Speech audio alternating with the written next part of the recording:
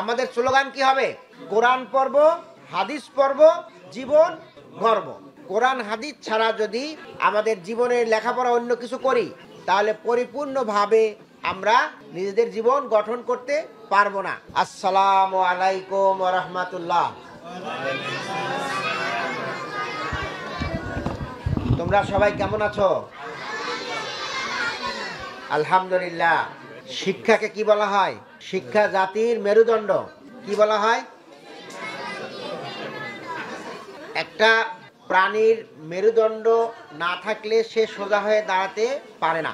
তেমনি ভাবে একটি জাতিকে যদি উন্নতি করতে হয়, জাতিকে যদি সুস্থ করতে হয়, সুন্দর করতে হয়, তাহলে শিক্ষা ব্যবস্থা ভালো লাগে।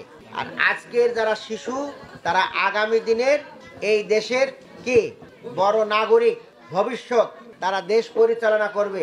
তোমাদের মধ্যে আজকে যারা শিশু আছো, তারা আগামী দিনে কেউ শিক্ষক হবে, কেউ ইঞ্জিনিয়ার হবে, কেউ এমপি হবে, কেউ মন্ত্রী হবে। অতএব এখন থেকে তোমাদেরকে ভালো করে লেখাপড়া শিখে আদর্শবান হতে হবে। এই আদর্শ পাবো কোথা থেকে? আমরা শিক্ষা প্রতিষ্ঠান থেকে আর ইসলাম থেকে। ইসলামের প্রধান যে আদর্শ আল কোরআন এবং আল হাদিস, সেখান থেকে আমাদেরকে গ্রহণ করতে হবে। আমাদের যে নবী ছিলেন হযরত মুহাম্মদ মুস্তাফা সাল্লাল্লাহু আলাইহি সাল্লাম, তিনি গোটা মানব জাতির শিক্ষক ছিলেন। তিনি কোনো ধর্মের, কোনো বর্ণের, কোনো গোষ্ঠীর, আরব দেশের জন্য বা কোনো নির্দিষ্ট জনপদের জন্য নয়, গোটা পৃথিবীর সকল মানুষের শিক্ষক ছিলেন হযরত মুহাম্মদ মুস্তাফা সাল্লাল্লাহু আলাইহি সাল্লাম। তার উপরে যে কিতাব নাজিল হলো, সেই কিতাবের প্রথম যে কথাটা ছিল, সেটার নাম কি ছিল? ইকরা, তোমরা পড়ো। ইকরা বিসমি রাব্বিকাল্লাযী খালাক। এই পড়ার ব্যাপারে আল্লাহ রাব্বুল আলামিন প্রথমে আমাদের নবীকে জানায় দিলেন। আর সেই জিনিসটা আমাদেরকে ধারণ করতে হবে। কি বলো? আমরা ভালো করে লেখাপড়া করব, কোরআন পড়ব, হাদিস পড়ব, জীবন গড়ব। ঠিক আছে? আমাদের স্লোগান কি হবে? কোরআন পড়ব, হাদিস পড়ব, জীবন গড়ব।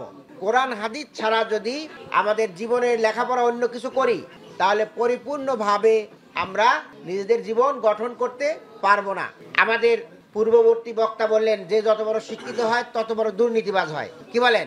আমাদের এই দেশ গত 15 বছর কে চালাইছেন? আওয়ামী লীগের নেত্রী শেখ হাসিনা। নাম শুনছো তোমরা? সে কি ছিল? স্বৈরাচার। ছাত্রদেরকে কি করছে? সে গুলি করছে।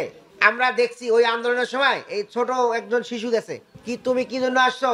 তো বলছে যে আমরা সবার সাথে আসছি স্বৈরাচারকে মুক্ত করার জন্য। তো তুমি পারবে?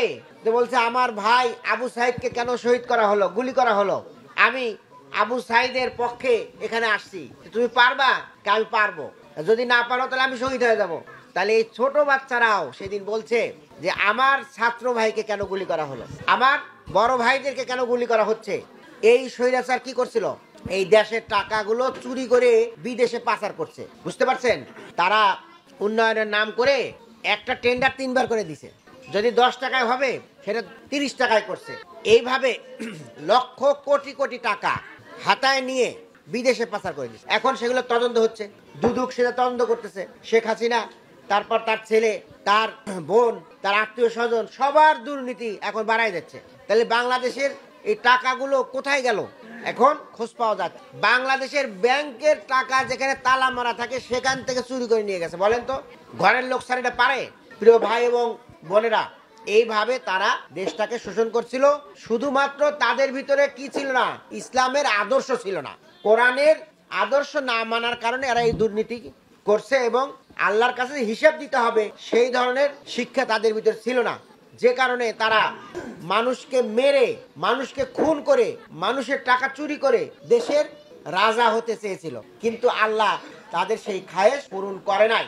আমরা বলবো আগামী দিনে যারা দেশ পরিচালনা করবেন, তারা ওই হাসিনার সেই স্বৈরাচারী সেই ইতিহাস থেকে শিক্ষা নেবেন।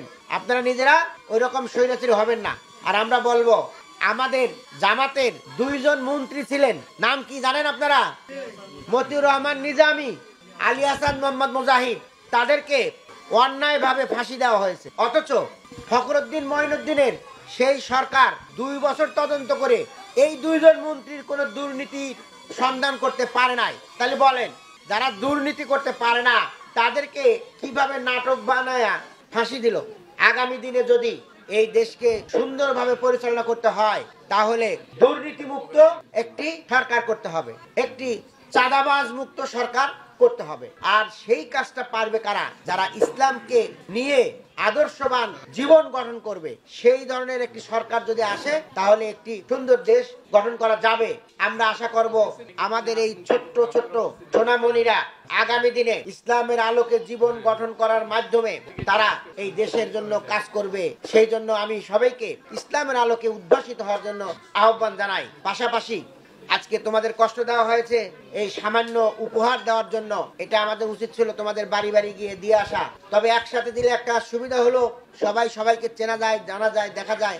আপনারা আমাদেরকে কৃতজ্ঞতার বন্ধনে আবদ্ধ করেছেন, আপনাদেরকে আমরা মোবারকবাদ জানাচ্ছি, ধন্যবাদ জানাচ্ছি। আগামী দিনে আমরা আপনাদের পাশে আরো আসব এবং যারা বিত্তবান মানুষ আছেন সমাজে তাদেরকেও বলবো আপনারাও আসুন, জামাতের সাথে সাথে আপনারাও দেন, সরকারও দেন। সবাই মিলে যেন আমরা আমাদের এই ভাই বোনদের পাশে দাঁড়াতে পারি, সবাই মিলে যেন সবার মনের সেই দুঃখ বেদনা যেন ভুলে দিতে পারি, কেমন, এবং এই সমাজে যেন সবাই সুন্দরভাবে বসবাস করতে পারি। সেই জন্য সবাইকেই এগিয়ে আসার উদাত্ত আহ্বান জানাবো। সম্মানিত ভাই এবং বন্ধুগণ, আগামী দিনে একটি সুন্দর সরকারের জন্য সবাই মিলে কাজ করতে হবে। একটি চাঁদাবাজ মুক্ত, একটি সন্ত্রাস মুক্ত, দুর্নীতি মুক্ত একটি সমাজ গঠনের জন্য আমাদের ভাই বোন, মা বোনেরা সবাই মিলে যদি আমরা ভূমিকা রাখি তাহলে এই ধরনের একটি সমাজ গঠন করা সম্ভব হবে। আমি সবাইকে আবারও ধন্যবাদ জানিয়ে আমার কথা শেষ করছি। আল্লাহ হাফেজ। আসসালামু আলাইকুম। জামাতে ইসলামী বাংলাদেশ, জামাতে ইসলামী বাংলাদেশ, জামাতে ইসলামী বাংলাদেশ, জামাতে ইসলামী বাংলাদেশ। পাখিরা নতুন গান গাইবে, শিশুরা নতুন প্রাণ পাইবে। পাখিরা নতুন গান গাইবে, শিশুরা নতুন প্রাণ পাইবে। উঠবে নতুন